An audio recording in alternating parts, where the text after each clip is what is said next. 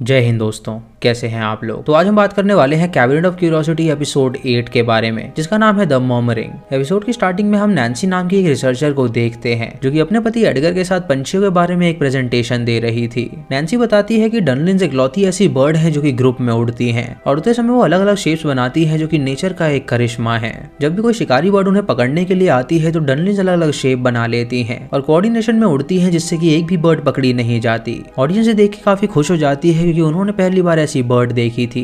उसके बाद दोनों उन्हें एक वीडियो दिखाते हैं जिसमें बर्ड्स का बहुत ही खूबसूरत रूप था। ये देख के सभी लोग काफी ज्यादा खुश हो जाते हैं और उसके बाद पार्टी करते हैं, जहाँ पे एक आदमी एडगर के पास आता है और उससे कहता है कि वो उसकी उस घटना के लिए सॉरी है क्योंकि उसने अपनी एक छोटी बेटी को खोया है और वो अभी तक उसके सदमे में है। एडगर उससे कहता है कि वो अपनी बीवी से इसी बात से नाराज है। उनकी छोटी बेटी को मरे हुए महीनों हो गए हैं और अब तक उसकी आंखों से एक आंसू नहीं गिरा है, मानो कि वो उसकी माँ ही ना हो। एडगर उसे ये भी बताता है कि वो दोनों ही रिसर्च ट्रिप पे जा रहे हैं, जहाँ पे हो सकता है उनके बीच जो चीजें हैं वो ठीक हो जाएं। अगली सुबह वो दोनों एक आइलैंड पे जाते हैं उन बर्ड्स के बारे में रिसर्च करने के लिए, और वहाँ पे जो केयर टेकर होता है वो उन्हें अपनी गाड़ी में पिकअप करने आता है। वो उन्हें बताता है कि उसने उस आइलैंड पे उन दोनों के रहने का जुगाड़ भी कर रखा है, क्योंकि वहाँ पे एक घर खाली पड़ा है तो वो उसी में रहने का इंतजाम करेगा। ये सुन के वो दोनों कहते हैं कि इसकी क्या जरूरत थी। तो केयर टेकर उनसे कहता है कि वो उनके मेहमान है तो उन्हें उनका ख्याल रखना चाहिए। वो उन्हें बोट के रास्ते और आइलैंड पे ले जाता है और उन्हें उनका घर दिखाता है, जहाँ नैन्सी उस घर में कुछ तस्वीर देखती है जो कि एक छोटे बच्चे और उसके बेटे की थी। उसके जाने के बाद वो दोनों ओशन के पास जाते हैं और पंछियों के बारे में रिसर्च करने लगते हैं। वो अपना कैमरा खोल लेते हैं और उससे उसकी रिकॉर्डिंग करने लगते हैं, और वहाँ पे ढेर सारी डनलिन्स होती हैं जिसे देखकर वो बहुत ज्यादा खुश हो जाते हैं। वो शाम तक वहीं रुकते हैं और उनकी रिकॉर्डिंग करते हैं, और रात होते ही वो दोनों घर में चले जाते हैं वहाँ पे सोने के लिए। नैन्सी एडगर से कहती है कि उनके केयर टेकर कितने अच्छे लोग हैं, उन्होंने उनके लिए घर भी दिया है और वो उनके बिल भी पे कर रहे हैं। एडगर उससे कहता है कि वो खुश है कि वो उसके साथ यहाँ पर आई, और उसके बाद वो उसे किस करने की कोशिश करता है, लेकिन नैन्सी उसे मना कर देती है। ये सुन के एडगर को बहुत बुरा लगता है और वो दोनों सो जाते हैं। दोस्तों, एडगर उनकी बेटी की मौत के बाद उसके बहुत ही करीब आना चाहता था, लेकिन नैन्सी उसे हमेशा मना कर दिया करती थी। रात को नैन्सी जब सो रही होती है तो उसे अचानक बच्चे के रोने की आवाज आती है। जब वो उठती है तो देखती है कि वहाँ पे कोई भी नहीं है। तभी उसका रिकॉर्डर अपने आप चल जाता है और पूरे घर में शोर होने लगता है, जिसकी वजह से वो दोनों नीचे जाते हैं और इस रिकॉर्डर को ठीक करते हैं। वो दोनों अगली सुबह उठ के लोकेशन पे पहुंचते हैं और वहाँ बर्ड्स की रिकॉर्डिंग करने लगते हैं, और एडगर ने नैन्सी के लिए सैंडविच बनाया होता है जिसे वो खाती तक नहीं है, क्योंकि अपनी बेटी की मौत के बाद वो काफी ज्यादा बदल गई थी। रात को नैन्सी जब बर्ड्स की रिकॉर्डिंग सुन रही होती है तो उसे अपने घर से किसी के फुटस्टेप्स की आवाज आती है। ये सुन के वो उसे नजरअंदाज कर देती है और फिर से रिकॉर्डिंग सुनने लगती है, लेकिन तभी उसे फिर से वो आवाज आती है जिससे वो काफी डर जाती है। जब वो उस फुटस्टेप के पीछे जाती है तो उसे वहाँ पे कुछ भी नहीं मिलता, और तभी एडगर वहाँ पे आके उससे पूछता है कि आखिर वो यहाँ पे क्या कर रही है। नैन्सी उसे बताती है कि उनको ऑडियो मिल चुकी है जो कि बहुत ही बढ़िया है, और कुछ ऑडियो बहुत ही नॉइजी है जिसे वो सुनना नहीं चाहते। उसके बाद नैन्सी बुक्स पढ़ने लगती है और एडगर उससे कहता है कि वो बर्ड्स का मीटिंग का समय हो गया है, जिसकी वजह से वो बर्ड्स अपनी नेस्ट में रहेंगी और मर्मरिंग नहीं करेंगी। उसके बाद वो सॉन्ग प्ले करता है और उसके सामने डांस करता है, और वो उसे भी डांस करवाता है, और फिर वो उसे किस करने की कोशिश करता है, जिसकी वजह से नैन्सी उसे मना कर देती है और एडगर को बहुत ही बुरा लगता है। रात को जब वो दोनों सो रहे होते हैं तो फिर से नैन्सी को कुछ आवाज आती है। ये देख के वो उठती है और कोई उसका दरवाजा खटखटाता है। वो एडगर को उठाने की कोशिश करती है, लेकिन एडगर इतनी गहरी नींद में होता है कि वो उसकी नहीं सुनता। तभी उसे फिर से वो आवाज आती है और उसे पता चलता है कि उसका दरवाजा किसी ने खोल दिया है। जब वो वहाँ पे जाती है देखने के लिए तो उसे वहाँ पे कोई भी नजर नहीं आता, और जब वो एटिक में जाती है तो देखती है कि वहाँ पे ढेर सारी बर्ड्स मौजूद हैं। ये देख के वो बहुत खुश हो जाती है और तुरंत एडगर को बुलाती है, और वो दोनों एटिक में जाके उन बर्ड्स की रिकॉर्डिंग करने लगते हैं, क्योंकि बर्ड ने एटिक को अपना नेस्ट बना रखा था और वहाँ पे कई सारी बर्ड्स थी। अगली सुबह एडगर बाहर जाता है और उन बर्ड्स की रिकॉर्डिंग करता है, और नैन्सी एटिक में ही उन बर्ड्स के वापस आने का इंतजार करती है। तभी नैन्सी को किसी की सीटी बजाने की आवाज आती है, और ये सुन के जब वो नीचे जाती है तो उसे वहाँ पे कुछ भी नहीं मिलता। वो इस बात को नजरअंदाज कर देती है और उसके बाद एटिक में जाती है रिकॉर्डिंग सुनने के लिए, लेकिन तभी अचानक उसकी रिकॉर्डिंग में उसे कुछ आवाज सुनाई देती है, मानो कि उसे कोई पुकार रहा हो। ये सुन के वो अपने हस्बैंड को वो दिखाती है, लेकिन उसे कोई भी आवाज नहीं आती। एडगर उससे पूछता है कि आखिर वो ऐसा बर्ताव क्यों कर रही है, तो वो उसे बताती है कि वो उस पर यकीन करे कि उसे जरूर वहाँ पे कुछ सुनाई दिया था। नैन्सी तुरंत उस लड़के की फोटो के पास जाती है और उसे देख के उसे पता चलता है कि शायद वो उस लड़के की आवाज थी, और उसके बाद वो दोनों देखते हैं कि एटिक से सारी बर्ड्स जा चुकी हैं। फिर वो दोनों बाहर जाते हैं और उन बर्ड्स की रिकॉर्डिंग करने लगते हैं, और शाम को आके वो बुक्स पढ़ते हैं ताकि वो बर्ड्स के बारे में और ज्यादा रिसर्च कर सकें। नैन्सी एडगर से कहती है कि उसे इस हाउस के बारे में पता लगाना है कि आखिर यहाँ पे कौन रहता था और उनके साथ क्या हुआ। एडगर उससे कहता है कि वो यहाँ पे बर्ड्स के बारे में रिसर्च करने आए हैं, ना कि इस घर के बारे में।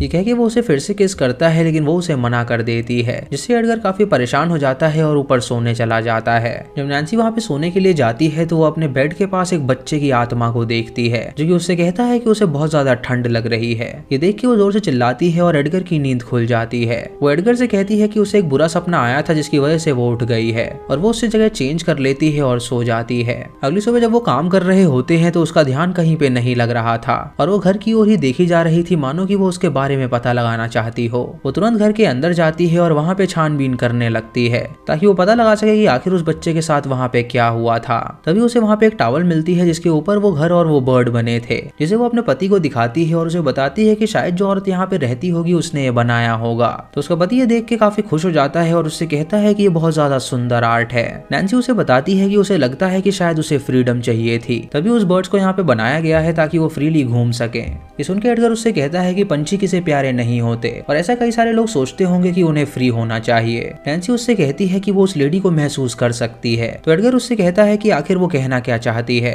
नैन्सी उससे कहती है कि आखिर वो लेडी इतने बड़े हाउस में अकेले कैसे रह सकती है, जरूर ऐसा करने का कोई कारण होगा, इसीलिए वो यहाँ पे अकेली रही है। एडगर उसकी बात समझ नहीं रहा होता और उससे कहता है कि वो बकवास ना करे, इसीलिए नैन्सी को बुरा लग जाता है और वो उससे कहती है कि वो उसकी बात कभी नहीं समझ सकता। एडगर उससे कहता है कि आज उसने बिल्कुल भी काम नहीं किया, बल्कि वो सिर्फ इसी घर के बारे में सोचती रही है। तो नैन्सी उसे बताती है कि उसे जो अच्छा लगेगा वो वही करेगी।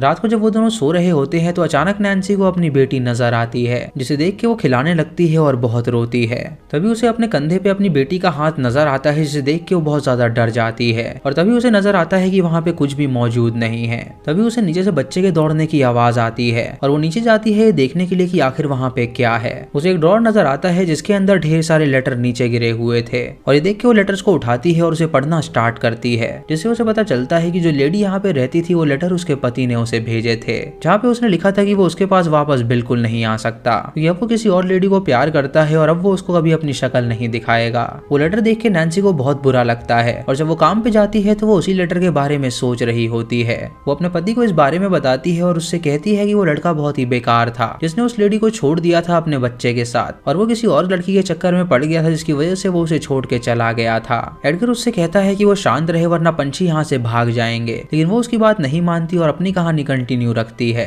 जिसे सुन के एडगर उसे डांट देता है तो वो अपना सामान उठा के वहाँ से जाने लगती है। जब वो घर के पास पहुंचती है तो देखती है कि वहाँ पे फिर से वो पंछी आ गए हैं और तुरंत एडगर को इस बारे में बताती है, तो एडगर उससे कहता है कि वो कुछ देर बाद वहाँ पर आएगा। शाम को जब वो एटिक में बैठी होती है तो उसे एक औरत की आवाज आती है जो कि चिल्लाती है कि आखिर उसने ये क्या किया। ये सुन के नैन्सी बहुत डर जाती है और उसके बाद उसे एक बच्चे के रोने की आवाज आती है। तभी वो अपने सामने उस बच्चे की आत्मा को देखती है जो कि रोते हुए नीचे जा रहा था, और जब नैन्सी उसका पीछा करती है तो देखती है कि वो बच्चा काफी डरा हुआ है। तभी उस बच्चे की माँ की आत्मा आके उसे डराने लगती है, जिससे नैन्सी बहुत डर जाती है और जब एडगर वहाँ पे आता है तो उससे पूछता है कि आखिर उसे क्या हुआ। नैन्सी उसे कुछ भी नहीं बताती क्योंकि उसे उसकी बात पे यकीन नहीं हो रहा था। तभी खिड़की से एक बर्ड आ जाती है जो कि उड़ते हुए दीवार पे टकराती है और उसकी गर्दन टूट के उसकी मौत हो जाती है। नैन्सी उससे कहती है कि ये एक तरह का अपशकुन है, तो एडगर उससे कहता है कि वो चिंता ना करे, वो इस बर्ड की बॉडी को म्यूजियम के लिए दे देगा।